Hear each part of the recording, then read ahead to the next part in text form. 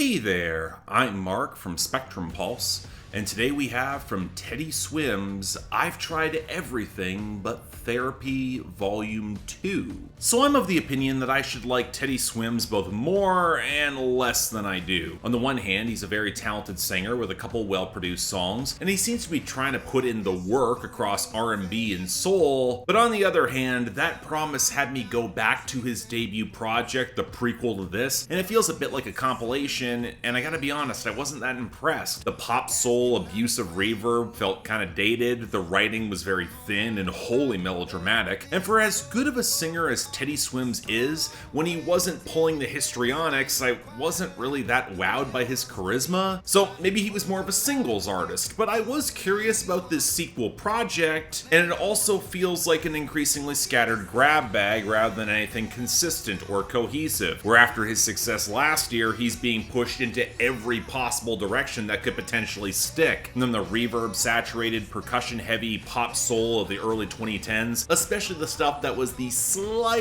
bit alternative, think One Republic, to more backwards-looking R&B ballads. From attempts at hip-hop like She Got It, where it's clear that Glorilla was doing a big favor because she doesn't fit on the song at all, to the watery pop rock that producer Julian Bonetta has been producing and pushing since his days working with One Direction. And it should be no surprise that the production and the sequencing, really a lot of the compositions, wind up so wildly inconsistent as a result. The compression slathered over every mix and the vocals that doesn't lean on the reverb. For every cool flourish like the scuzzier guitars on Bad Dreams, we get a song like Funeral sounding like a lower tier Adele song from over a decade ago, especially in some of those backing vocals, or Guilty sounding like an above average Harry Styles cast off with a really awkward key change, or It Ain't Easy trying to rip off Fleetwood Mac but with no budget to make those filmy guitars sound remotely good. And you can tell they're relying on Teddy Swims' huge voice in order to carry the material. And that might be easier if the writing was consistently good. Where for an album that's about coming out the other side of a bad relationship, trying to heal in the wake of a new partner, it's quite frankly a lot more convincing when he is haunted by the darkness of his ex, when he can bring more intensity to bear, like on the percussive opener Not Your Man, or where he's stumbling back into the bad situation on Hammer to the Heart. And that one's interesting because it was already released on I've Tried Everything But Therapy Part 1.5,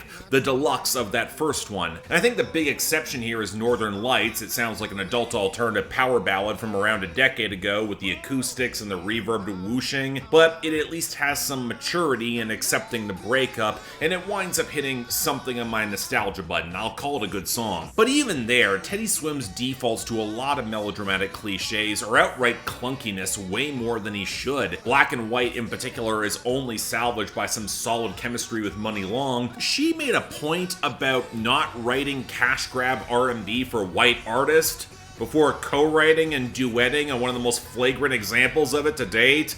Called Black and White? Really? But you know, as a whole, the more I listened to this project, the less I heard Teddy Swims as an artist or personality, and the more I heard his producers, co-writers, and collaborators trying to play way too many angles at once, which leads to an album with a tenuous thematic through line that doesn't help define Teddy Swims as an artist outside of maybe moments. And when you have an act relying way more on personality and charisma than songwriting or production, it doesn't really reflect a lot of confidence in any staying power if you try to have him do everything in order to find out what sticks. So the sound winds up confused and grasping, even the moments I think that work. Even if I think some of the slower, backwards-looking R&B is not that special, it at least feels more comfortable for him, ground that you could further develop, add some actual depth to the production or the themes. And when you remember that Teddy Swims got popular in the wake of the UMG TikTok beef, for me it kind of creates the impression that Warner was not expecting Teddy Swims to blow up this much with so much radio sticking power, and thus haven't had a plan for the follow-through.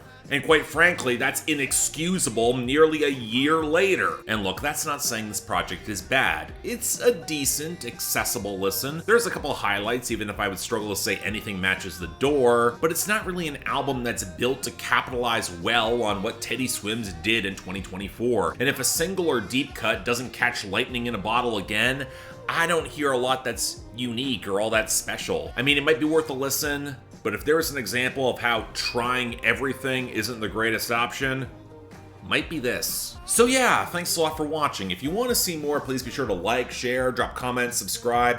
I know there's probably going to be some folks who are a little bit surprised that I am covering this, given that, well, he's had some radio success, but he's kind of more of a silent majority actor, at least it seems like how he's being marketed.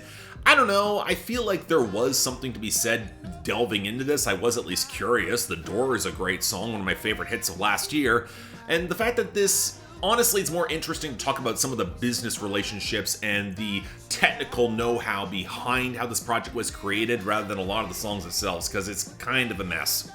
But beyond that, though, anything else I might be able to do to improve my presentation, I'm all ears. And if y'all have comments, leave them down there below.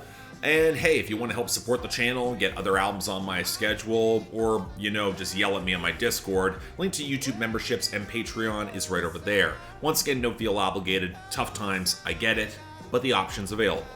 Till then, I'm Mark, you're watching Spectrum Pulse, and I'll see you next time.